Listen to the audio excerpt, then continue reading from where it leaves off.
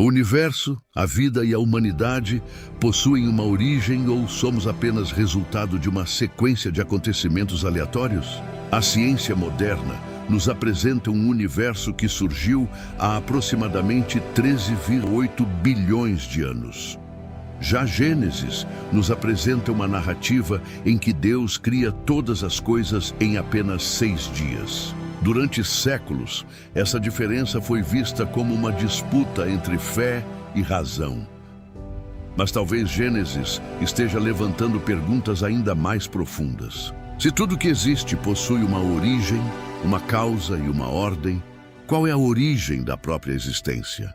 Desde os antigos filósofos gregos, a humanidade tenta responder: se nada vem do nada, quem está por trás de tudo aquilo que existe? Seria o universo apenas resultado do acaso? Ou existe uma mente por trás da criação? E se existe um Criador, quem ele é? Por que criou o universo? Por que criou a humanidade? Essas são algumas das perguntas que o livro de Gênesis nos convida a explorar. Nesse contexto, o livro de Gênesis ocupa um lugar singular.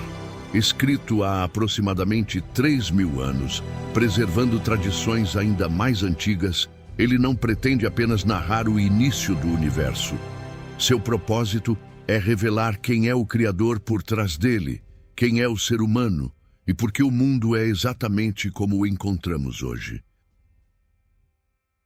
Ao longo de seus primeiros capítulos, Gênesis apresenta uma sequência surpreendente. Primeiro conhecemos Deus, aquele que existe antes de todas as coisas.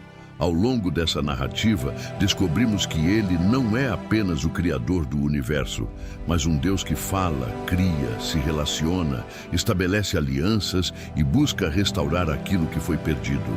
Em seguida, conhecemos a criação ordenada, bela e boa.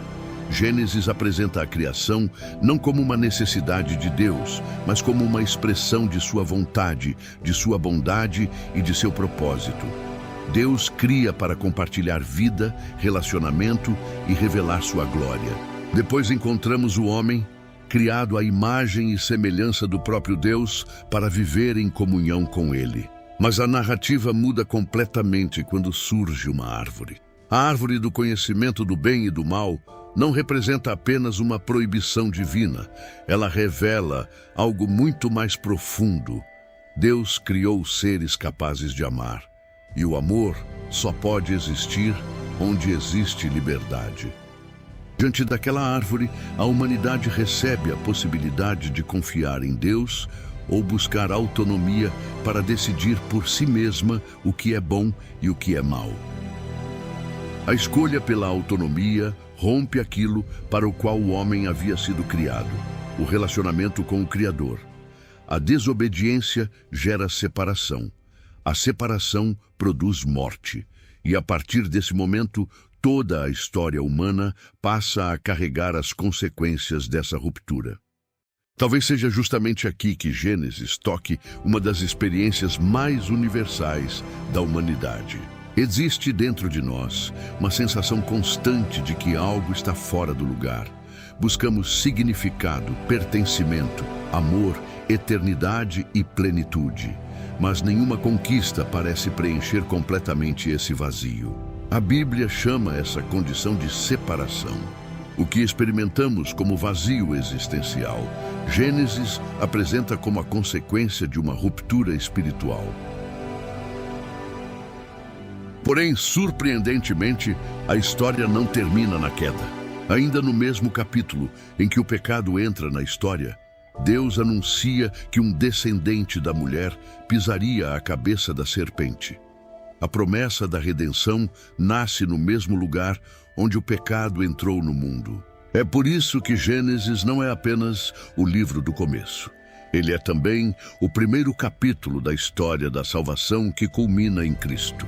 Enquanto a filosofia procura alcançar Deus pela razão e a ciência investiga a criação por meio da observação, a Bíblia afirma que o próprio Deus tomou a iniciativa de se revelar. Gênesis não apresenta Deus como uma hipótese filosófica ou uma teoria científica.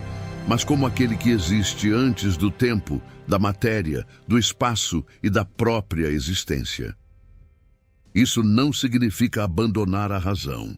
Pelo contrário, a fé cristã jamais foi um convite à ignorância, mas à busca pela verdade. A ciência investiga os processos da criação. Gênesis procura revelar o significado por trás dela.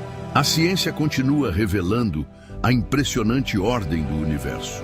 O corpo humano, por exemplo, é formado pelos mesmos elementos químicos encontrados na Terra, uma imagem que ecoa a descrição bíblica de que o homem foi formado do pó da terra. Quanto mais compreendemos a complexidade da criação, mais ela desperta perguntas sobre sua origem, sua ordem e seu propósito. A Bíblia afirma que o universo não é fruto do acaso, nem de uma sucessão impessoal de acontecimentos. A criação é resultado da vontade de um Criador inteligente, eterno e pessoal. Durante esta jornada, não vamos apenas estudar um livro antigo. Vamos explorar as perguntas que acompanham a humanidade desde o princípio e descobrir por que a Bíblia continua sendo uma das narrativas mais influentes da história. Ao final desta jornada, a pergunta mais importante não será apenas como tudo começou, mas quem é aquele que, no princípio, criou todas as coisas? Aquele que existe antes do próprio tempo. Porque talvez compreender o começo seja também o primeiro passo para compreender quem somos e qual é o nosso propósito. Mas Gênesis não foi escrito apenas para explicar a origem do universo.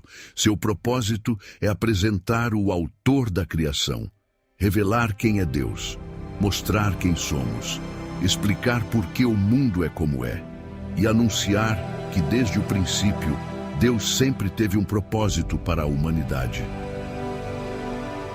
Nos próximos episódios, vamos percorrer Gênesis capítulo por capítulo, explorando suas histórias, seus símbolos e as grandes perguntas que acompanham a humanidade desde o princípio. Se você deseja fazer parte desta jornada, inscreva-se no canal. Nos vemos no próximo capítulo.